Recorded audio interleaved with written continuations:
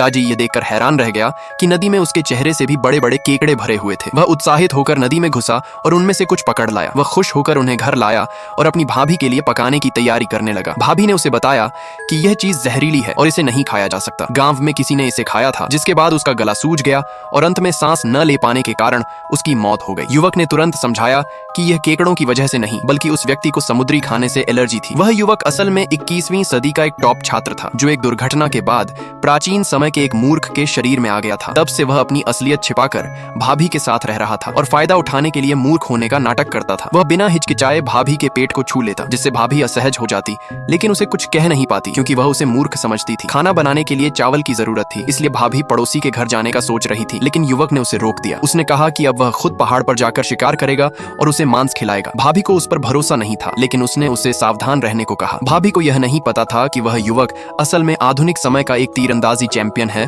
और उसके लिए शिकार करना बहुत आसान है। नदी के पास कुछ हरकत देखकर उसने तुरंत तीर चलाया और सफलतापूर्वक शिकार कर लिया। इसके बाद उसने नदी में कई बड़े जीव देखे और एक टोकरी भरकर गांव ले आया। गांव वालों ने यह देखकर डरते हुए उसे चेतावनी दी कि यह चीज जहरीली है, लेकिन युवक ने उनकी बात पर ध्यान नहीं दिया। उसके लिए यह सब आधुनिक समय में बहुत कीमती भोजन जैसा था। इसी बीच एक ग्रामीण दौड़ता हुआ आया और बताया कि उसकी भाभी खतरे में है। युवक तुरंत उसके साथ घर की ओर भागा। वहां उसने देखा कि गांव का मुखिया भाभी का फायदा उठाने की कोशिश कर रहा था। युवक समय पर पहुंचा और उसने भाभी को बचा लिया, लेकिन इस दौरान उसका हाथ घायल हो गया। भाभी को उसकी चिंता हुई, लेकिन युवक ने उसे समझाया कि अगर वह कभी न रहे तो उसे अच्छे से जीना चाहिए। उसने एक कटोरा मिट्टी दिखाया, जिसे उसने लंबे समय में इकट्ठा किया था ताकि भाभी भूख मिटा सके, लेकिन युवक ने उसे खाने से मना कर दिया